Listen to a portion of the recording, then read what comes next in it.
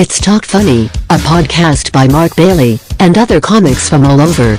We ended up in Japan, because we wanted to watch people glide flawlessly down stairwells, but then screech to the slow speed of smell when walking on a straight floor. The Talk Funny podcast from NagoyaRadio.com and Nagoya Comedy. Here's Mark Bailey. Mark Bailey back with Steve Howard on Talk Funny. We were talking off mic, and you were talking about memes that, you know, we're old enough now. Yeah. It's like, no, that's not new. That was 1975. Yeah. That was Mork and Mindy. Yeah.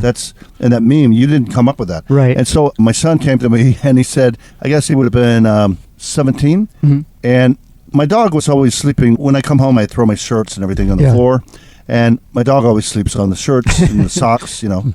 And at about 2 weeks, my son came to me and he goes, you know what? I figured out why our dog sleeps on your clothes. Because it gives him comfort and he likes the scent and it makes him comfortable. What am I learning here? I knew that. He goes, well, I didn't know. And I said, well, you could ask me. I would tell you that. He said, well, I Googled it. And that's why. And I said, you could ask me. That's why. Everybody knows that. And then he came to me again and he goes, You got a Jewish dad with autism. You don't need Google, son. yeah. I saw a Google article once. You want me to cite it? He came to me and he said, you know, I noticed, now I realize when it rains and then the next day the rain's gone, it's because of evaporation. I said, we really don't have you in the right university. I mean, you just came up with that. I thought you learned that in 5th grade. Yeah, evaporation. Evaporazione. It means vaporing the water. That's what it means. Water to vapor. That's what it means. You didn't know that? Were you thinking? You know, I realized that the Chaucer's Tales, we had to read that in high school. Yeah. Did you know Chaucer wrote those? Well, I kind of suspected. And they actually weren't like tales on an animal. They were tales like a story tale. Yeah. What state is New York City in? New Jersey? You know, he's telling me things that I already know. And I said, I mean, when I was half your age, I knew this. What the hell's going on with the public schools? So, yeah, we talk about memes and things. It's like, no, that's not new. One of my, a teacher that I hired to do some Eikawa classes, and he goes, Guns N' Roses, in my opinion, best band ever. And they said, well, okay. I mean, I like them. Why? Why are they better than Van Halen? Why are they better than Led Zeppelin? Why are they better than Black Sabbath? Why?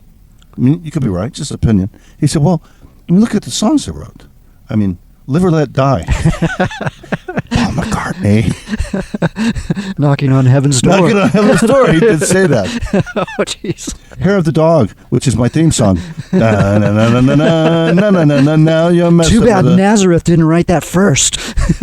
They ripped them off retroactively. They got a time machine, and they said, but the first one you named was Paul McCartney. The second one you named was Bob Dylan. And the third one you named was written by Nazareth. Because why I never heard of them. Okay, let me ask you this. You're 30, right?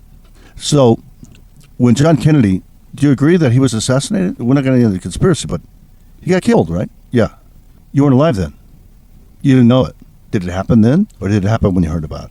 If a tree falls, George Carlin, if a tree falls in the forest and a married man walks in alone, is he still wrong? I mean, did it happen when you heard about it, or did it always have happened? Like when you learn history, it's like, well, that's BS. Yeah. I never heard that, so it must have not happened.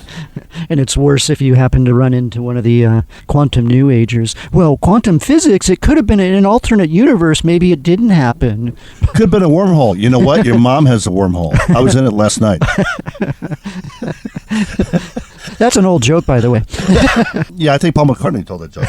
We were talking last episode about Hans Kim. Yeah. And my favorite joke of his is, the Chinese spy balloons, they're everywhere, and I think the gender reveal parties are getting out of control. And if you pop the balloon and nothing happens, that's a girl. Try again. If you pop it and it's, blue confetti, it's a boy. Congratulations. You succeeded. And we both think Tony Hinchcliffe wrote that. But then I watched, you could find it on YouTube. I just can't get the date because I don't watch SNL every week. Yeah. I can't. I don't have access to it. Right. But on Weekend Update, they did a similar joke.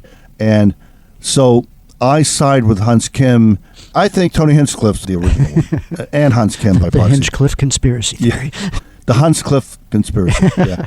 Because my experience in the 80s, Logan and I, we were doing shows. We would see them, the Saturday Night Live writers, Yeah. we met them at bars and stuff. We knew who they were. And they would sit in the back of the room with memo pads. Yeah. And they would write down Larry David stuff. He later wrote for them, probably threatened to sue them. They're basically writing down not the punchlines, but the premises. And generally, I think if you want to talk about Japanese wives, and I want to talk about Japanese wives. We both have Japanese wives. Right. There's no way you're stealing my material. Yeah. Because our experiences are different, and you have standing. And I was cutting up a purple onion, not a regular onion. Exactly. But it's a punchline. But sometimes you'll get a premise, and it's so out of this world that, wow, but I saw your face when I told that premise, and now that's on Saturday Night Live. Why not let me do the joke? And they'll make a sketch out of it. They'll use the punchlines. Right. So Logan and I, and even Larry David, he told me, he goes, you see those three MFers in the back? the two girls and the Jewish guy over there? Yeah, they're writers for SNL. I said, oh, great, I'll introduce myself. He goes, no, don't give them the time of day. They're here to steal. They're here to steal. He said, don't do your best. Don't do your best. Thank you, Larry David. Quote, don't do your best.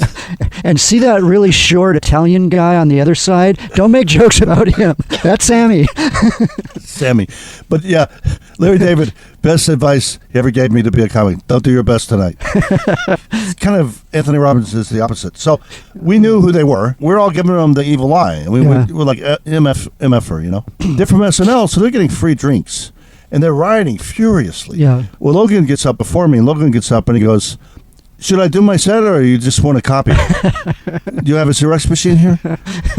And then I think my line was, I said, am I speaking too quickly? Should I slow down so you could write it all? And then I said, I'm not saying that SNL is stealing our material or trying to steal our good material tonight. But if you're here to steal our good material, you're on the wrong night. And I also said, I don't care if you take my joke and the premise and make a sketch out of it, but could the punchline be Mark Bailey? Can you give me a hand Mark job Bailey. here? And then afterwards, there was a lawyer.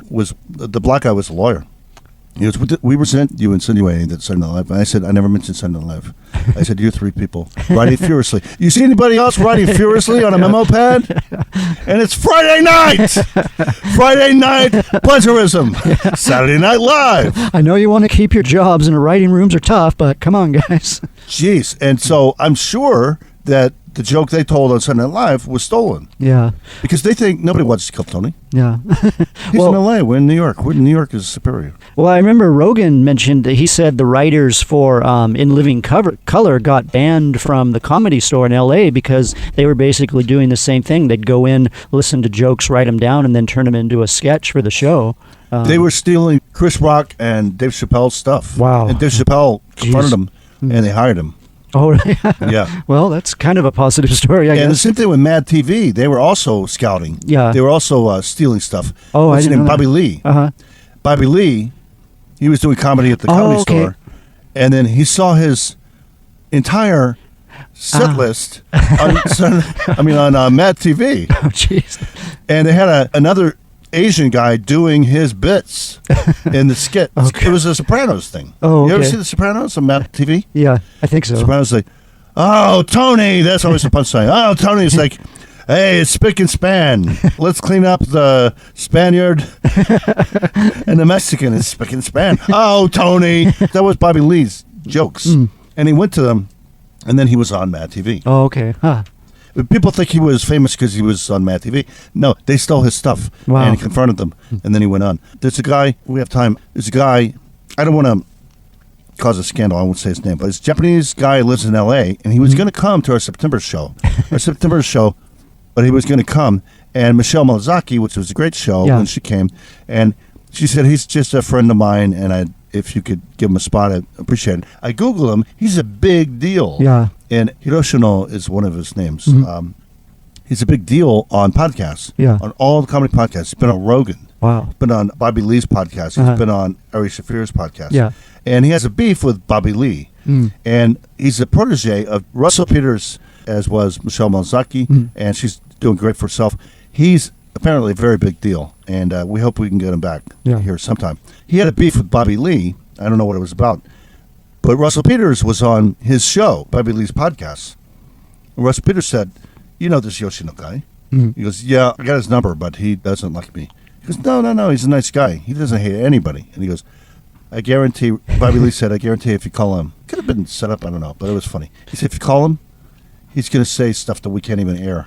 Which is really strange for us living in Japan. Asians hating Asians. I mean, that's very strange. Korea and Japan, they're like this. They're like OJ and Nicole. They're so woke here. They're like Flim and Flam. So Bobby Lee, he said, if you call this Japanese guy, he hates me. And Russell Peters said, I got his number. I'm going to call him right now. And we call him live. He goes, hey, I'm here with Bobby Lee. He's like, Russell Peters